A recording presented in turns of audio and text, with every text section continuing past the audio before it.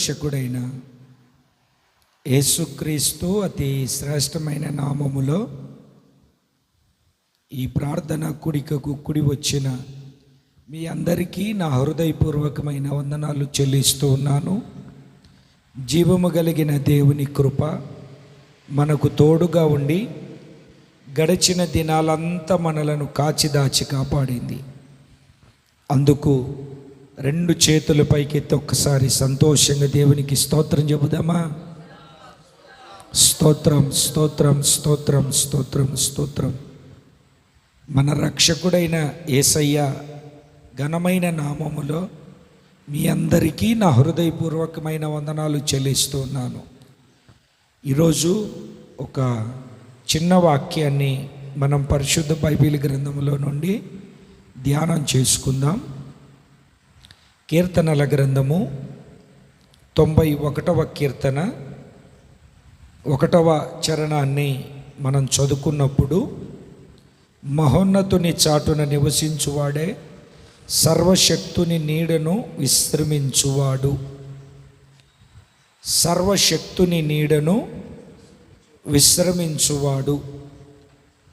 ఈ చదవబడినటువంటి వాక్యాన్ని మనము జాగ్రత్తగా గమనిస్తే, సర్వశక్తుని నీడను విశ్రమించువాడు.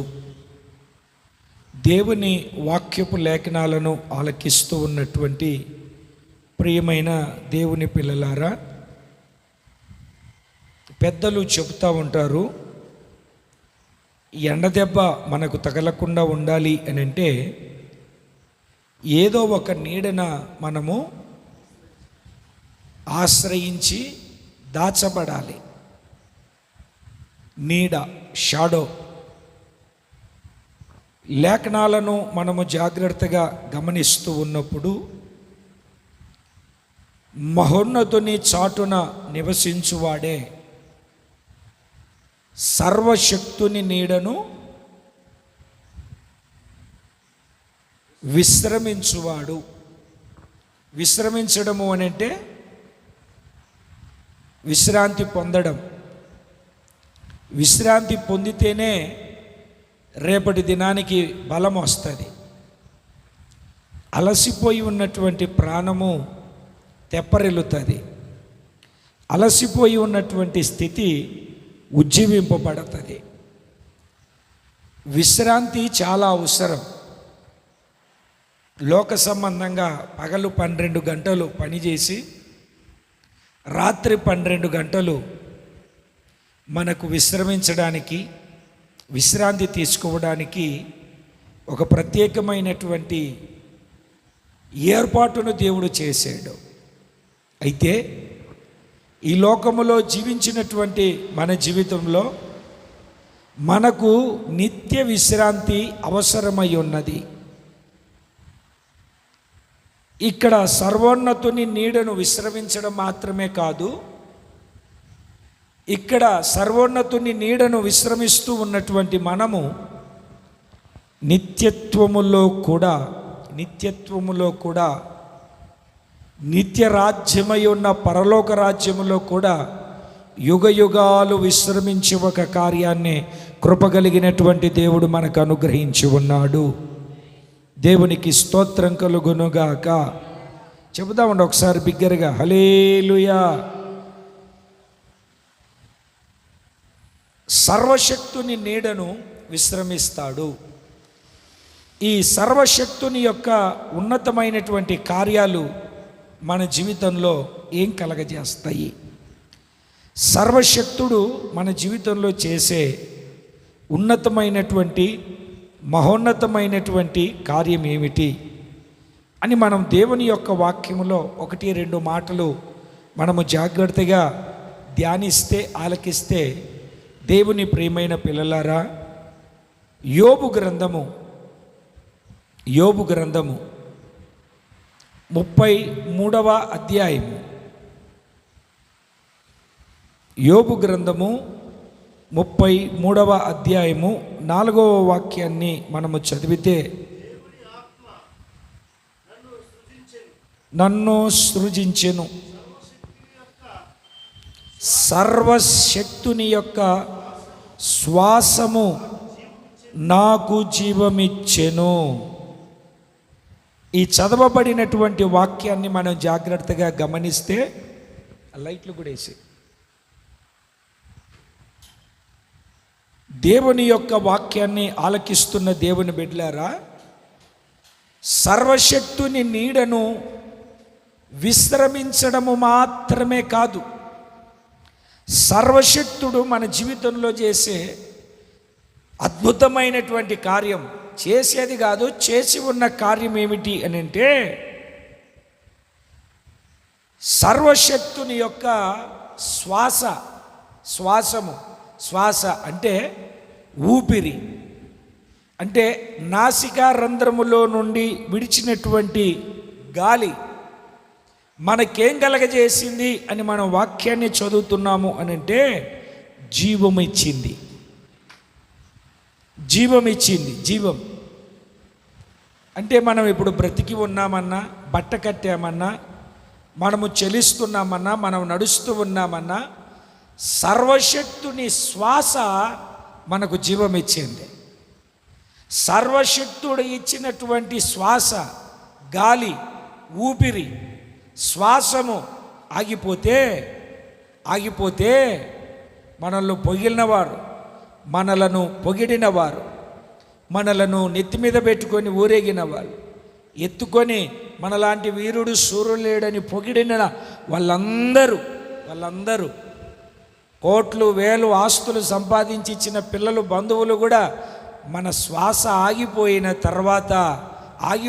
తర్వాత ఎక్కడో దూరదేశాల్లో ఉంటే ఒక 10 రోజులు ఐస్ పెట్టెలో పెట్టి ఉంచుతారు, కానీ తర్వాత ఏదో ఒక రోజున పక్కన పడేస్తారు. దేవుని వాక్యాన్ని ఆలకిస్తున్నటువంటి దేవుని బిడ్డలారా, శ్వాస ఆగిపోతే మన టాలెంటు, మన తెలివి, మన పదవి, మన హోదా, మన ఉన్నతమైనటువంటి స్థితి ఏది మనలను ఏమీ చేయలేదు. శ్వాస ఉన్నంత వరకే, ఊపిరి ఉన్నంత వరకే సర్వశక్తుని యొక్క శ్వాసము మనకు జీవమునిచ్చింది. చూడండి, మీరు ఆదికాండము 2వ అధ్యాయము 7వ వాక్యాన్ని మీరు చదవండి. దేవుడైన యెహోవా నేలమంటితో నరుని నిర్మించి, ఎక్కడ సార్ అంటే నాసికా రంధ్రముల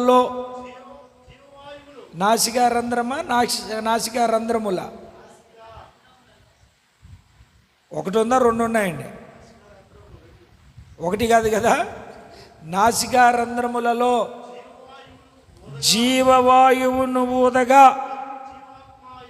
నరుడు జీవాత్మాయను. నరుని సృజించాడు, నరుడు సృజించబడ్డాడు. నరుడు ఒట్టి మట్టి, ఒట్టి బొమ్మ, తన రూపమందు పోలిక చొప్పున చేయబడిన నరుడు అట్లాగనే పడి ఉన్నాడు. పడి ఉన్న ఆ నరుడు ఇప్పుడు లేపబడాలి. పడి ఉన్న ఆ నరుడు ఇప్పుడు చలించాలి. పడి ఉన్న ఆ నరుడు ఇప్పుడు లేచి జీవించాలి. నరుడు జీవాత్మ ఎప్పుడు అయ్యాడు? నరుడు జీవాత్మగా ఎప్పుడు మార్చబడ్డాడు అని అంటే, దేవుడు తన శ్వాసమును నాసికా రంధ్రములో ఊదినప్పుడు అన్నటువంటి ఒక శ్వాస, ఒక గాలి, ఆయన ఊపిరి విడిచినప్పుడు నరుడు జీవాత్మగా మార్చబడ్డాడు. చూడండి, సర్వశక్తుడు ఎంత గొప్ప దేవుడో. సర్వశక్తుడు లేకపోతే మనము లేము. సర్వశక్తుడు లేకపోతే మనము లేము. 1,50,000 రూపాయలు పెట్టి ఐఫోన్ కొన్నావు, దానికి సరిపడే ఛార్జర్ లేకపోతే, ఛార్జర్ పెట్టుకోవడానికి పవర్ లేకపోతే, చూడండి ఒకదానికొకటి ఎలా లింక్ ఉందో. తండ్రి, కుమార, పరిశుద్ధాత్ముడు మనిషిని కలగజేసి శ్వాసములో జీవవాయువును ఊదగా నరుడు జీవాత్మ అయ్యాడు. ఈ జీవాత్మగా మారినటువంటి వ్యక్తి ఇప్పుడు జీవాత్మనిచ్చి ఊపిరి ఊది శ్వాసనిచ్చినటువంటి దేవుణ్ణి విడిచి సృష్టి మీద ఆధారపడి సృష్టిని పూజిస్తూ సృష్టితో సృష్టించబడినటువంటి లోక సంబంధమైన వాటి మీద కొట్టుకొని వెళ్ళిపోతూ ఉన్నాడు. నాసికారంధ్రములో శ్వాసను ఊది నరునిగా జీవాత్మగా చెలింపజేసే దేవుడు ఎంత బాధపడుతూ ఉంటాడో. దేవుని వాక్యపు లేఖనాలను ఆలకిస్తూ ఉన్నటువంటి దేవుని ప్రియులారా, ఇంకొక మాటను కూడా మనము దేవుని వాక్యంలో చదివితే యోబు గ్రంథము 32వ అధ్యాయము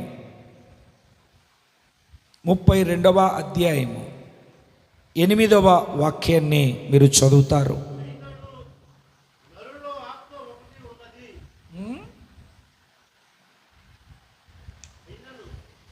చదవండి. ఆత్మ ఒకటి ఉన్నది, సర్వశక్తుడగు దేవుని ఊపిరి వారికి వివేచన కలగజేయును. సర్వశక్తుడగు దేవుని ఊపిరి ఏమిటంటే అండి? ఊపిరి. మీరు అక్కడ వాక్యాన్ని జాగ్రత్తగా గమనిస్తే నరులలో ఆత్మ ఒకటి ఉంది. ఇప్పుడు సర్వశక్తుడగు దేవుని ఊపిరి వివేచన కలగజేసింది. ఆయన ఊపిరి వివేచన కలగజేసింది. సర్వశక్తుడు నన్ను సృజించెను, సర్వశక్తుని యొక్క శ్వాసము నాకు జీవమిచ్చింది. జీవమిచ్చినటువంటి సర్వశక్తుడు నీకు వివేచనను కూడా కలగజేస్తున్నాడు. వివేచన చాలా అవసరం. ఏమిటండి? మాట్లాడట్లేదు మీరు. మనిషికి వివేచన చాలా అవసరం. వివేచన ఎటువంటిది అని అంటే నిన్ను అపాయములో నుండి, నిన్ను ప్రమాదములో నుండి తప్పిస్తుంది. అందుకే పాముల వలె వివేకులు, పావురము వలె నిష్కపటులనై ఉండండి అని దేవుని యొక్క వాక్యపు లేఖనం సెలవిస్తుంది. ఇప్పుడు సర్వశక్తుడగు దేవుని ఊపిరి ఏమిటండి? వివేచన కలగజేయుచున్నది. వివేచన. అందుకే ఆత్మ వరములలో కొరింథీయులకు రాసిన మొదటి పత్రిక 12వ అధ్యాయంలో కృపావరాలు గురించి మనం మాట్లాడుకునేటప్పుడు ఆత్మ మనకు పంచి ఇచ్చే వరాలలో, ఆ కృపావరాలలో వివేచించే వరము కూడా ఒకటి. వివేచన ఉండాలి ప్రతి విషయంలో. పెద్దలు చెప్తూ ఉంటారు చూడండి, గుడ్డెద్దు చేలో పడ్డట్టు ఇక వెళ్తూనే ఉంటాం. ఆ గుడ్డెద్దుకు 4 రుచి తగులుతూ ఉంటే వెళ్తూనే ఉంటుంది. ఎక్కడికి వెళ్తుంది అంటే యజమానుడు వచ్చి కర్ర తీసుకొని కాలు ఎరగొట్టేంత వరకు కూడా దానికి గుర్తురాదు. ఎందుకంటే దానికి ఏమి లేదు, గురుడితనం ఉంది. అంటే కన్నులు మూయబడ్డాయి. వివేచన అంటే అర్థం ఏమిటంటే కన్నులు తెరవబడము. వివేచన లేకపోతే మూయబడినటువంటి నేత్రములతో కొట్టుకొని వెళ్ళిపోవలసినటువంటి దుస్థితి, భయానకమైనటువంటి పరిస్థితి మన జీవితంలో ఏర్పరచబడుతుంది. అందుకే సర్వశక్తుడగు దేవుడు మనకు ఊపిరిని ఊది మనకు వివేచనను కలగజేస్తూ ఉన్నాడు. కొంచెం గట్టిగా చెప్పొచ్చు కదండి, కొంచెం ఆనందంగా చెప్పొచ్చు కదండి. హల్లెలూయా, హల్లెలూయా. ఆయన సర్వశక్తుడగు దేవుడు మనకు ఏం వివేచనమును. ఆయన శ్వాసము మనకు జీవాన్ని ఇచ్చింది. జీవాన్ని ఇవ్వడం మాత్రమే కాదు, సర్వశక్తుడనగు ఊపిరి అంటే శ్వాస మనకు వివేచనను కలగజేస్తుంది. దేవునికి స్తోత్రం కలుగును గాక. అందుకే సొలొమోను ప్రార్థన చేసుకొని ప్రభువుని అడిగేటప్పుడు, దేవుని అడిగేటప్పుడు ఈ నీ ప్రజలను వివేచించే జ్ఞానాన్ని దయచేయమని ప్రార్థిస్తున్నాడు. వివేచనను దయచేయమని అడుగుతూ ఉన్నాడు. వివేచన ఏం చేస్తుంది అని అంటే, మనలను ఎలా నడవాలో, ఏది చేయాలో, ఏది చేయకూడదో ప్రతిదీ స్పష్టంగా చక్కటి ఆలోచననిచ్చి మనలను నడిపిస్తూ ఉంటుంది. అందుకే మన ఆధ్యాత్మికమైన మనుగడలో, ఆత్మ సంబంధమైనటువంటి జీవితంలో వివేచన కలిగి నడిపించబడే స్థితి కలిగి ఈ ఆత్మీయ యాత్రలో మనము ముందుకు కొనసాగించబడాలి. దేవునికి స్తోత్రం కలుగునుగాక. సర్వశక్తుని యొక్క శ్వాసము జీవమిచ్చింది. అదే శ్వాసము జీవము మాత్రమే గాక వివేచన కూడా కలగజేసింది. దేవుడిచ్చు వివేచన మనము పొందుకొని శాశ్వతమైనటువంటి ఆయన రాజ్యానికి మనము వారసురాళ్ళముగాను మార్చబడుదుముగాక. కొంచెం గట్టిగా, సంతోషముగా, ఆనందంగా ఆమేన్. ఇంకొక మాటను కూడా పరిశుద్ధ బైబిల్ గ్రంథంలో మనం చదువుదాం. యోబు గ్రంథం. సర్వశక్తుని గురించి యోబు గ్రంథకర్తకే చక్కగా తెలుసు అనుకుంటా. అందుకే చక్కగా ఆయన ఎక్కువ విషయాలు రాశాడు సర్వశక్తుని గురించి. యోబు గ్రంథము 22వ అధ్యాయము 23వ వాక్యం. సర్వశక్తుని వైపు నీవు తిరిగిన ఎడల, నీ గుడారములో నుండి దుర్మార్గమును దూరముగా తొలగించిన ఎడల నువ్వేమవుతావండి? అభివృద్ధి పొందుతావు. ఈ చదవబడినటువంటి వాక్యాన్ని మనం జాగ్రత్తగా గమనిస్తే పలుమార్లు ఈ యొక్క వాక్యాన్ని గురించినటువంటి విషయాలు మనం ధ్యానిస్తూ వచ్చాము. ఇప్పుడు మనం చదివిన ఆ మాట ఏమిటంటే, సర్వశక్తుని వైపు నువ్వు తిరిగి, నువ్వు చేయాల్సిన 2 పనులు చెప్తున్నాడు. సర్వశక్తుని వైపు తిరిగి గుడారములో నుండి దుర్మార్గమును దూరముగా తొలగిస్తే అభివృద్ధి పొందుతావు. మొదట నీ స్థితి కొద్దిగా నుండినను తుదకు మహాభివృద్ధిగా మార్చబడింది. దేవుని వాక్యాన్ని ఆలకిస్తూ ఉన్న దేవుని ప్రియమైన పిల్లలారా, వాక్యపు సందేశాన్ని మీరు జాగ్రత్తగా గమనిస్తే, సర్వశక్తుడు నీ జీవితంలో చేసే మరొక కార్యం ఏమిటంటే, నిన్ను అభివృద్ధి కలిగేటట్లుగా చేస్తాడు. అభివృద్ధి పొందాలి, అభివృద్ధి కలిగి జీవించాలి, అభివృద్ధి చేత మనం నడిపించబడాలి. అభివృద్ధి అని అంటే అది దినదినము పెరుగుతూ ఉండేది. ఒక చెట్టు లాంటిది అన్నమాట. ఏం లాంటిదండి? చెట్టును మనం ఒక చిన్న విత్తనాన్ని భూమిలో వేసామనుకోండి,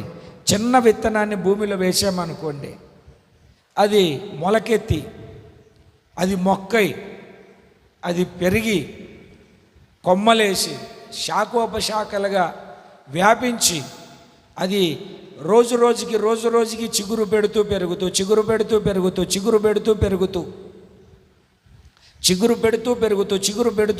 వెళ్తుంది.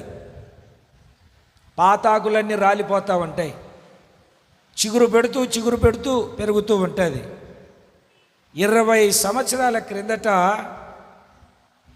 చెట్టు లేదు. వేరే చెట్టులో ఉన్నటువంటి పండులో చిన్న విత్తనం తీసుకొని వచ్చి భూమిలో నాటినప్పుడు అది ఎలాగైతే శాఖోపశాఖలు అది విస్తరించి ముందుకు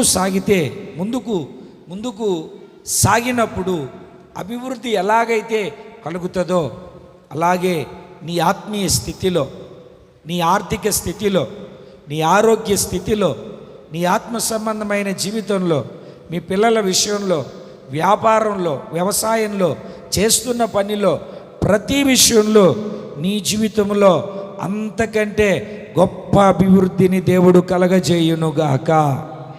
గట్టిగా చెబుదామండి, సంతోషంగా చెప్పట్లేదు. అభివృద్ధిని దేవుడు కలగజేయునుగాక, అభివృద్ధి చేత దేవుడు నింపునుగాక.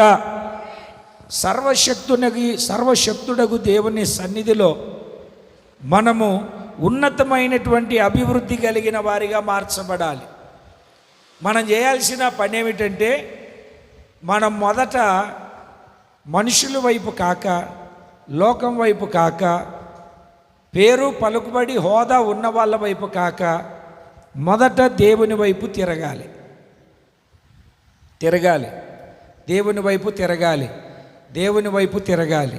తిరిగి రెండవది, దేవునికి వ్యతిరేకమైనది, దేవునికి విరోధమైనది, దేవునికి అసహ్యమైనది మనలో దేవుడు చూసినప్పుడు ఆయనకు నచ్చనిది ఏదైనా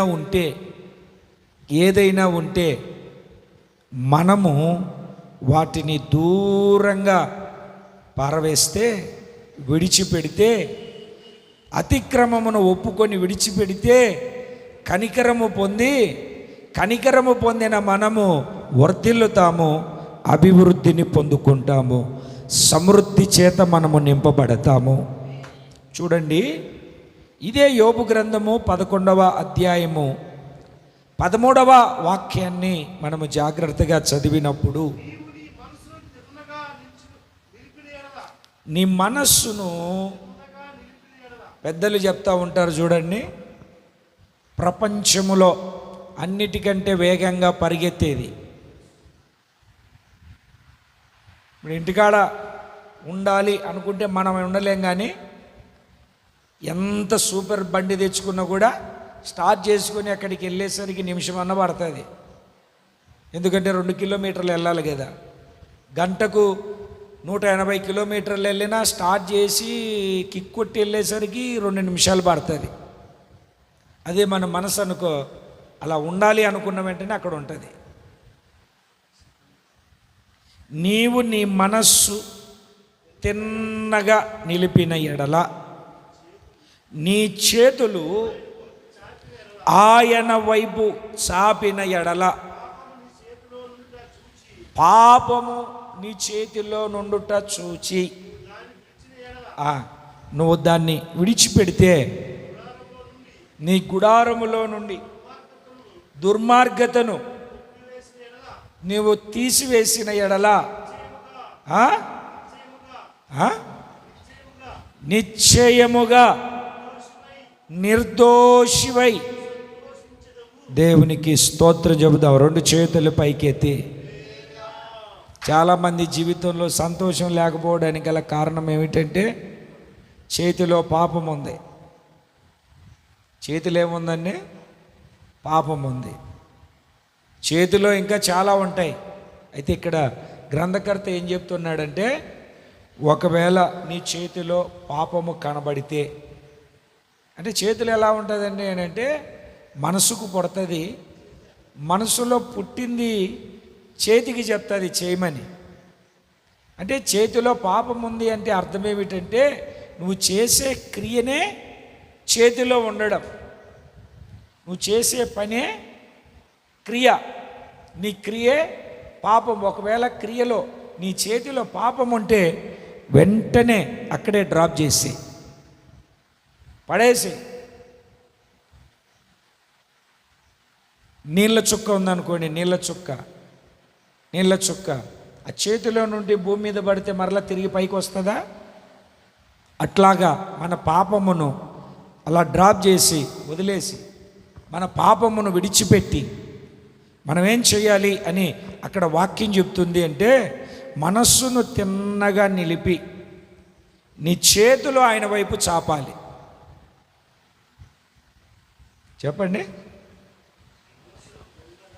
మనస్సును అంటే అక్కడేముంది, ఇక్కడేముంది, అక్కడేం జరుగుతుంది, ఇక్కడేం జరుగుతుంది, మనస్సు పలు విధాలుగా పలు రకాలుగా అటు ఇటు ఇటు అటు ఇటు అటు ఇటు ఇటు కాకుండా మనసుని ఏం చేయాలంట?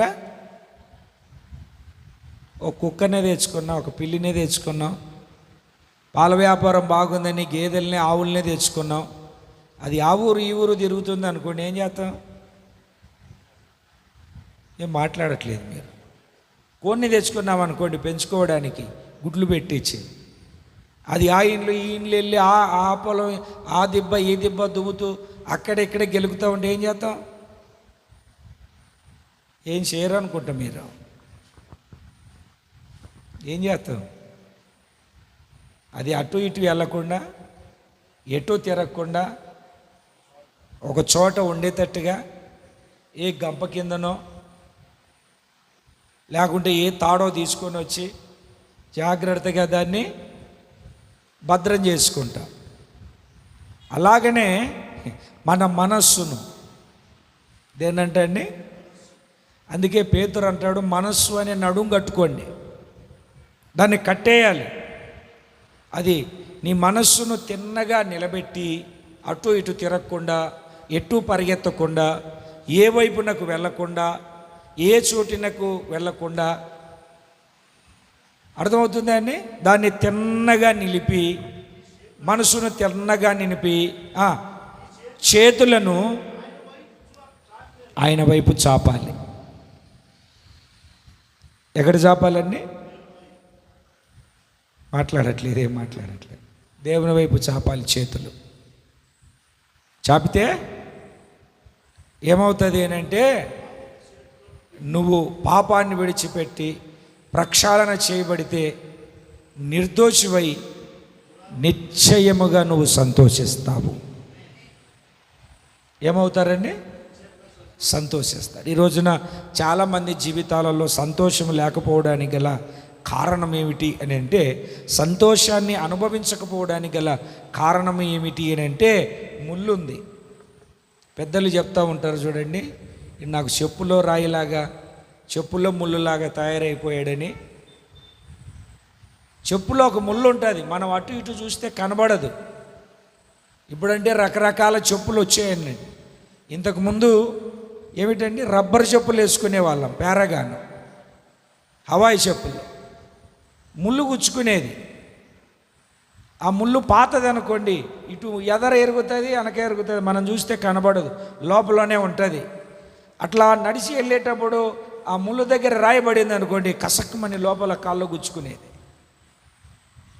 భరించలేనంత బాధ. మరలా చెప్పులో చూద్దామా, ఎక్కడ కనబడదు, ఎక్కడుంది కనబడదు, రాయి గుచ్చుకున్నప్పుడే.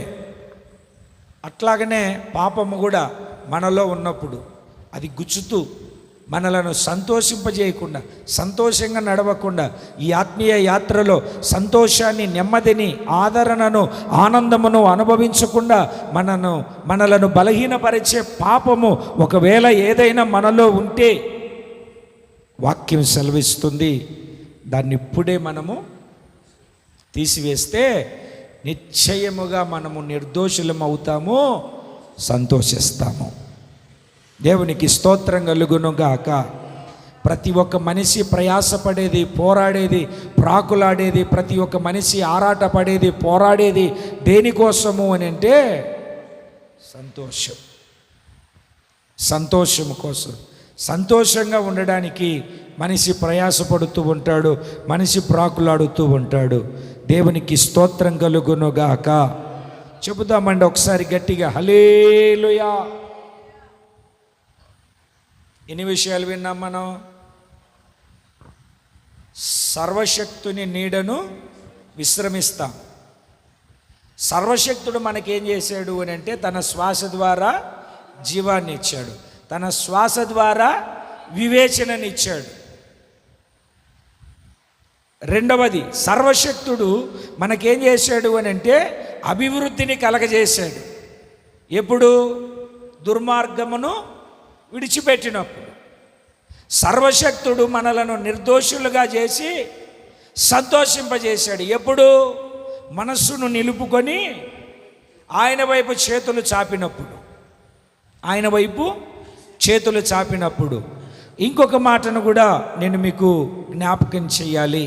ఇంకొక మాటను కూడా మీరు చదవాలి. సర్వశక్తుడు మనకు చేసే మరొక అద్భుతమైనటువంటి కార్యం, అద్భుతమైనటువంటి ఆశీర్వాదం. చూడండి, మీరు చదువుతారు ఆదికాండము 49వ అధ్యాయము.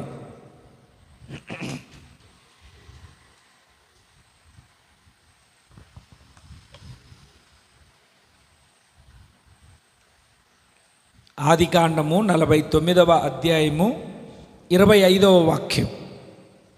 యోసేపును యాకోబు ఆశీర్వదిస్తూ చెబుతూ ఉన్నటువంటి మాట, క్రింద దాగి ఉన్న అగాధ జలముల దీవెనలతోనూ స్తనముల దీవెనలతోనూ గర్భముల దీవెనలతోనూ నిన్ను దీవించు సర్వశక్తుని దీవెన వలనను అతని బాహుబలము దిట్టపరచబడును. బాహుబలము అని అంటే చేతులు, దిట్టపరచబడును అంటే గట్టిపడును, ఇనుములాగా. ఇప్పుడు నేను చెప్పాలనుకున్న నా దేవుని యొక్క చిన్న మాట ఏమిటంటే, సర్వశక్తుడిని దీవెనలు నీ మీదికి రావాలి. ఇలాగనే దీవిస్తూ ఉన్న దీవెన ద్వితీయోపదేశ కాండములో యోసేపును గురించి, పొదలో నుండిన వాని కటాక్షము యోసేపు తల మీదికి, యోసేపు నడినెత్తి మీదికి దిగివచ్చును, తల మీదికి నడినెత్తి మీదికి దిగివచ్చును. దేవుని వాక్యపు లేఖనాలను ఆలకిస్తూ ఉన్న ప్రియమైన దేవుని పిల్లలారా, ఈ రాత్రి కృపగలిగినటువంటి దేవుడు నీతో నాతో మనందరితో మాట్లాడుతూ ఉన్నటువంటి అద్భుతమైనటువంటి మాట ఏమిటంటే, సర్వశక్తుని యొక్క దీవెనలు ఈ రాత్రి నీ మీదికి బలముగా దిగివచ్చునుగాక. చెప్పాలండి ఒక్కసారి గట్టిగా 2 చేతులు పైకెత్తి. శబ్దం రావట్లేదు. హల్లెలూయా. ఏం కావాలంటండి ఇప్పుడు? ఏం కావాలంటండి మనకు? దీవెనలు. సర్వశక్తుని నీడను విశ్రమించే వాళ్ళకి, సర్వశక్తుని యొక్క నీడకు వచ్చేవారికి దేవుడిచ్చే ఆశీర్వాదం ఏమిటంటే, ఆయన ఊపిరి జీవాన్ని ఇచ్చింది, ఆయన ఊపిరి వివేచననిచ్చింది. రెండవదిగా సర్వశక్తుని వైపు తిరిగి దుర్మార్గతను విడిచిపెడితే అభివృద్ధి పొందుతాం. మనస్సును నిలిపి ఆయన వైపు చేతులు చాపితే మన పాపములను విడిచిపెట్టినప్పుడు నిర్దోషులమై నిశ్చయముగా సంతోషిస్తాము. మూడవదిగా మనకు దేవుడిచ్చే అద్భుతమైనటువంటి దీవెన ఏమిటంటే, దేవుని ప్రియులారా, అక్కడ వాక్యపు లేఖనాలు చక్కగా సెలవిస్తూ ఉన్నాయి. అవేమిటి అని అంటే, సర్వశక్తుని దీవెనలు నిండుగా మెండుగా నీ మీదికి దిగివచ్చునుగాక. గట్టిగా చెప్పండి, కొంచెం గట్టిగా చెప్పండి. ఎందుకంటే యాకోబు తన కుమారుడైనటువంటి యోసేపును సర్వశక్తుని దీవెనాన్ని దీవిస్తున్నాడు. కారణం ఏమిటో తెలుసా? సర్వశక్తి కలిగినటువంటి దేవుడు యాకోబును ఆశీర్వదించాడు. సర్వశక్తుని యొక్క దేవుని దీవెనలు, ఆశీర్వాదాలు యాకోబు పొందుకున్నాడు గనక తన సంతానమై ఉన్నటువంటి తన కుమారుడైన యోసేపుకు కూడా అవే దీవెనలను దయచేయబడునుగాకని దీవిస్తున్నాడు. ఈ రాత్రి మిమ్ములను కూడా ఒక సేవకుడిగా సర్వశక్తుని దీవెనలు నీ మీదికి వచ్చి నీ బాహువులను దేవుడు బలపరుచునుగాక, దిట్టపరుచునుగాక. ఆయన నీ చేతిని దిట్టపరిస్తే ఏమవుతుందో తెలుసా అండి? నిశ్చయముగా నీవు నీ చేతుల కష్టార్జితాన్ని అనుభవిస్తావు. నువ్వు చేతితో చేసిందంతా సఫలమవుతుంది. నువ్వు చేతితో ఏ ప్రయత్నాలు చేసినా విఫలమవ్వవు, నష్టము రావు. నీ ప్రయత్నాలన్నిటిలో గొప్ప ఆశీర్వాదాన్ని పొందుకోగలుగుతావు. ఆయన నీ బాహువులను, నీ బాహుబలమును దిట్టపరుచునుగాక. ఆమేన్. ఏమిటండి? ఆయన తన బాహువును దిట్టపరచకపోతే, ఆయన మన బాహువును దిట్టపరచకపోతే నేను మీకు ఎప్పుడూ చెప్తా ఉంటాను కదండి, ఒక సహోదరుడు చక్కగా ప్రార్థనా మందిరానికి వచ్చేవాడు, ప్రతి మీటింగులో ప్రతి ప్రార్థనలో ఉండేవాడు, లైట్లు కట్టేవాడు, సాపలు వేసేవాడు, అన్నీ చేసేవాడు, అన్నీ చెందేవాడు. ఇట్లాంటి విశ్వాసి, ఇట్లాంటి బిడ్డ ఒక్కరుంటే చాలు, జీవితం అంతా ఆశీర్వాదకరంగా, ధన్యకరంగా, దీవెనకరంగా మార్చబడుతుందని ఆనందిస్తూ ఉన్నటువంటి సమయం అది. దేవుని లేఖనాన్ని ఆలకిస్తూ ఉన్నటువంటి దేవుని బిడ్డలారా, కొద్ది రోజుల తర్వాత కనబడట్లేదు, మరుసటి వారం వస్తాడంటే లేదు, మరుసటి వారం వస్తాడంటే లేదు. చూస్తూ చూస్తూ చూస్తూ ఉండగా 6 వారాల తర్వాత కనపడ్డాడు ఎక్కడో పెట్రోల్ బంక్ దగ్గర. ఆగి పిలిచి కేకేసి దగ్గరికి వెళ్తే, ఏంట్రా బాబు ఎక్కడికి వెళ్ళిపోయావో, 6-7 వారాలు ఉంటే కనబడట్లేదు. ఏం చెప్తామన్నా, మా పరిస్థితి తెలుసు కదా, ఏదో ఒక చిన్న ఉద్యోగం వచ్చింది, నెలకింత వస్తుంది, ప్రతి నెల రావాలంటున్నావు, ఉద్యోగం దేవుని దయ వల్ల సంపాదించుకోగలిగాను అని చెప్పాడు. నేనన్నాను, 6 నెలలు బాగానే వచ్చావు, దేవుని సన్నిధిలో చక్కగా పరిచర్య చేసావు, కృతజ్ఞత కలిగి ఉండాలి కదా అంటే అతను అన్నాడు, తెలుసు కదన్నా మా పరిస్థితి,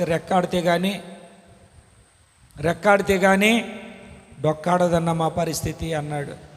సరే, నేను కూడా అదే నిజమే కదా అని ఆలోచన చేస్తుంటే దేవుడు నా మైండ్లో ఒక ఆలోచన పెట్టాడు. వాడేం చెప్పాడు? రెక్కాడితే కానీ, సరే మంచి మాట చెప్పాడు, అదే రెక్కలు నేను ఇడిచేసాను అనుకో, అదే రెక్కలు నేను ఇడిచేసాను అనుకో, ఒక డెంగ్యూ దోమను పంపించి కుట్టించి మంచం మీద పడుకోబెట్టాను అనుకో, ఈ రెక్కల దగ్గర కీళ్ళు అరిగిపోయేటట్టుగా గుజ్జు లేకుండా చేశాను అనుకో, ఇంకేం ఆడిస్తాడు? ఏండి వీడనా రమేష్ అన్నా ఏం ఆడిస్తాడు? డొక్కలాడించుకోవాలి ఇక ఆక్సిజన్ కోసం. అదే వాక్యం చెప్తుంది, సర్వశక్తుని దీవెన వలనను అతని బాహుబలము దిట్టపరచబడును. నా దేవుడు ఆశీర్వదిస్తే, వాక్యం అదే చెప్తుంది, నా దేవుడు దీవిస్తే మీరు ఖచ్చితంగా విశ్రాంతి సంవత్సరములను పాటించండి. 6వ సంవత్సరం 3 సంవత్సరాల పంటను మీరు పొందుకుంటారు. 7వ సంవత్సరము విశ్రాంతి సంవత్సరముగా మారండి. మీరు దేవుని సన్నిధిని విడిచి, దేవుని సన్నిధిని మరచి, సర్వోన్నతుని సర్వశక్తుని దీవెనలను కాక మీరు ఎంత ప్రయాసపడినా, ప్రాకులాడినా, పోట్లాడినా, పోరాడినా, ప్రయాసపడినా మీకు దాని వలన వచ్చే ప్రతిఫలము ఏమీయూ కలుగదు. నీవు ప్రతిఫలము పొందుకోవాలి అనంటే, ప్రతిఫలము చేత నువ్వు నింపబడాలి అనంటే, సర్వశక్తుని దీవెనలు నీ మీదికి రావాలి. సర్వశక్తుని దీవెనలు నీ మీదికి వచ్చినప్పుడు నీ చేతులను ఆయన బలపరుస్తాడు. ఆ చేతులతో ఏదైనా నువ్వు చేయగలుగుతావు, సాధించగలుగుతావు. చెప్పండి, కొంచెం గట్టిగా నీరసంగా ఉన్నారేంటి అంటే మీకు నమ్మకం లేదన్నమాట. కావాలంటే టెస్ట్ చేసి చూసుకోండి. దేవుని పరిశుద్ధ నామానికి మహిమ కలుగును గాక. ఆదికాండము 28వ అధ్యాయము 13వ వాక్యాన్ని చదవండి ఒకసారి.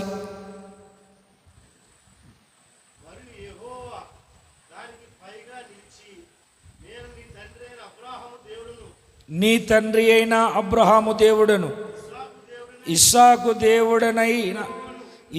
దేవుడనైన యెహోవాను, నీవు పండుకొని ఉన్న ఈ భూమిని నీకును నీ సంతానానికి ఇస్తానని చెప్పాడు. అక్కడ ఇచ్చాడైనా. ఇదే యాకోబు చెప్తాడు 32వ అధ్యాయంలో, ఒక్క కర్రతో, చేతి కర్రతో వెళ్ళాను, ఇదే యోర్దాను దాటేటప్పుడు. ఇప్పుడు 2 గుంపులుగా వచ్చాను, పనివారును, దాసదాసీలను, ఆస్తిని అంతా సంపాదించుకొని వచ్చాను. దేవునితో అక్కడ చేసుకున్న తీర్మానం, మొక్కుబడిని బట్టి బేతేలుకు వెళ్ళి వాళ్ళ విగ్రహాలు ముక్కుల్లో చెవులో ఉన్నవన్నీ తీసి మస్తకి వృక్షము కింద పాతిపెట్టి దేవుని స్తుతించారు. 35వ అధ్యాయం 3వ వాక్యం,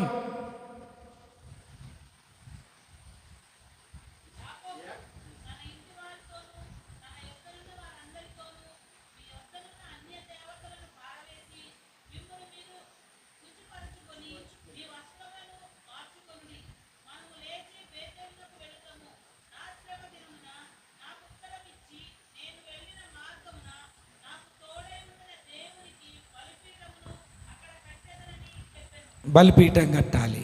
బేతేలుకు వచ్చి ఎందుకో తెలుసా? 35వ అధ్యాయం 11వ వాక్యాన్ని చదవండి. నేను సర్వశక్తి గల దేవుడను, నీవు ఫలించి అభివృద్ధి పొందుము, నీ వలన కలుగును, రాజులను నీ గర్భవాసమున పుట్టెదరు. 2 చేతులు పైకెత్తి గట్టిగా దేవునికి స్తోత్రం చెప్పండి. 3వ వాక్యములో బేతేలుకు వచ్చి అన్య దేవతలను పారవేసి వారికి ఉన్నటువంటి వస్తువులన్నిటినీ తీసివేసి వాళ్ళ వస్త్రాలు మార్చుకొని శుద్ధీకరించుకున్నారు. శుద్ధీకరించుకున్న తర్వాత సర్వశక్తి కలిగినటువంటి దేవుడు ఏం చేశాడు అని అంటే, యాకోబును నేను సర్వశక్తి గల దేవుడను, నీవు ఫలించి అభివృద్ధి పొందుమని ఆశీర్వదించాడు. అక్కడ ఉన్న ఇంకొక అద్భుతమైనటువంటి మాట ఏమిటంటే, జనమును జనముల సమూహమును నీ వలన కలుగును. జనముల సమూహమును నీ వలన కలుగును, రాజులు నీ గర్భవాసమున పుట్టెదరు. ఎంత గొప్ప ఆశీర్వాదం అండి! ఎలా ప్రత్యక్షమవుతున్నాడు దేవుడు యాకోబుకు? ఎలా ప్రత్యక్షమవుతున్నాడు? సర్వశక్తి గల దేవుడను. ఎలాగండి? మరియు దేవుడు నేను సర్వశక్తి కలిగిన దేవుడను, సర్వశక్తి కలిగిన దేవుడను. అబ్బెబ్బే ఇది నా వల్ల కాదు, అది నా వల్ల కాదు అని చెప్పేవాడు కాదు. ఆయన శక్తితో, ఆయన శక్తి వలన జరగని కార్యం అంటూ ఏది ఉండదు. కడుపు నొప్పి వచ్చింది అనుకోండి, ఊర్లో హాస్పిటల్కి వెళ్తాం. వీళ్ళు ఏమంటారు? భీమవరం వెళ్ళమంటారు. వాళ్ళు ఏమంటారు? విజయవాడ వెళ్ళమంటారు. వాళ్ళు ఏమంటారు? హైదరాబాద్ వెళ్ళమంటారు, బెంగళూరు వెళ్ళమంటారు. ఏమిటండి? లేకుంటే విదేశాలకు వెళ్ళమంటారు. వాళ్ళు శుభ్రంగా ఇంటికి వెళ్ళు, బతికినున్న దినాలని 4 మెతుకులు తిను, 4గురిని పిలిపించుకొని చూపించుకోమంటారు. నా దేవుడు అలా అండు. ఎందుకంటే సర్వశక్తి కలిగినటువంటి దేవుడు. ఆయన శక్తికి అసాధ్యమైనది అంటూ ఏదీ లేదు. ఆశీర్వాదం కోసం మేక చర్మంగా పోని అన్నబట్టలు వేసుకొని నేను ఏశావునని అబద్ధాలాడి వాటా కోసం అబద్ధం చెప్పినోడు, సర్వశక్తుడు ఆశీర్వదిస్తే ఆశీర్వాదాన్ని పొందుకొని తాను సంపాదించుకున్న సంపాదనలో సగం ఆస్తిని వాళ్ళ అన్నకు అలా గిఫ్ట్గా ఇచ్చేశాడు. నా దేవుడు ఆశీర్వదిస్తే, నా దేవుడు దీవిస్తే, నా దేవుని దీవెన ఒక వ్యక్తి మీదికి వస్తే, నా దేవుని దీవెన ఒక వ్యక్తి పొందుకోగలిగితే అంత గొప్పగా ఆశీర్వదిస్తాడు. ఆ దేవుడు ఈ రాత్రి సర్వశక్తి కలిగిన దేవుడిగా మన మధ్యలో ఆయన సంచరిస్తూ ఉన్నటువంటి రాత్రి ఈ రాత్రి. 2 చేతులు పైకెత్తి గట్టిగా దేవునికి స్తోత్రం చెబుదామా? ఏ దేవుడండి ఆయన? చెప్పాలి గట్టిగా, ఏ దేవుడు ఆయన? సర్వశక్తి కలిగినటువంటి దేవుడు ఆయన. సర్వశక్తి కలిగినటువంటి దేవుడు. ఆయన తన్ను తాను పరిచయం చేసుకుంటున్నాడు. నేను ఎవరో తెలుసా? మీరు చూడండి, ఆది కాండం అంతా చదవండి. ఇంటికి వెళ్ళిన తర్వాత నేను మీ పితరుల దేవుడు అబ్రాహాం దేవుణ్ణి అని ఇస్సాకుతో అంటాడు. ఇస్సాకుతో మాట్లాడేటప్పుడు నేను నీ పితరుడైన అబ్రాహాం దేవుణ్ణి అంటాడు. యాకోబును దర్శించేటప్పుడు ఏమంటాడో తెలుసా? మీ పితరుల దేవుణ్ణి, అబ్రహాము ఇస్సాకు భయపడిన దేవుణ్ణి నేను అంటాడు. ఇప్పుడు యాకోబుతో ఏమని పరిచయం చేసుకుంటున్నాడో తెలుసా? ఆయన నేను సర్వశక్తి కలిగిన దేవుడను. ఎవరిని? నేను నీకు శ్వాసనిచ్చిన వాడిని, శ్వాస ద్వారా వివేచననిచ్చిన వాడిని. నేను సర్వశక్తి కలిగిన దేవుడను. ఎవరినండి? నువ్వు నా వైపు తిరిగితే, నీ పాపాన్ని విడిచిపెడితే నువ్వు అభివృద్ధి పొందుతావు. నువ్వు నీ మనస్సు నిలుపుకొని నా వైపు చేతులు చాపితే నిర్దోషి అవుతావు, నిశ్చయముగా నువ్వు సంతోషిస్తావు. నేనెవరిని? సర్వశక్తి కలిగిన దేవుణ్ణి. నేను సర్వశక్తుణ్ణి. నేనేం చేస్తానో తెలుసా? నీ బాహుబలాన్ని దిట్టపరుస్తాను. నా దీవెనల ద్వారా నీ బాహుబలము దిట్టపరచబడుతుంది. నీ చేతితో ఏది చేసినా అది ఆశీర్వాదకరంగా మార్చబడుతుంది. సబలమవుతావు, విఫలమవ్వవు. నేను సర్వశక్తి కలిగిన దేవుణ్ణి. మీరు ఫలించి అభివృద్ధి పొందండి. ఫలించి అభివృద్ధి పొందండి. మరి ఆ సర్వశక్తి కలిగినటువంటి దేవుని పాదాలు పట్టుకొని బ్రతిమిలాడదామా? ఒక్కసారిగా అందరము మోకరించి, సర్వశక్తి కలిగిన దేవా, ఒక్కసారి నీవు నన్ను బలపరచండి, నీ కృపచేత నింపండి, నీ కృపలో నన్ను స్థిరపరచండి, నీ కృపచేత నన్ను నింపి ఎత్తిపట్టుకొని నడిపించండి అయ్యా. అయ్యా, నీవిచ్చిన ప్రతి ఆశీర్వాదము నాకు కావాలి తండ్రి. నీ నీడను నేను విశ్రమిస్తాను, నీ నీడను నేను దాక్కుంటాను. నీ నీడలో ఉన్నటువంటి ప్రతి ఆశీర్వాదం, ప్రతి మేలు నాకు కావాలి అని అందరం ప్రార్థన చేసుకుందాం. దయచేసి అందరూ మోకరించండి, మోకాళ్ళ మీదకి రండి. ఒక చిన్న ప్రార్థన చేసుకుందాం.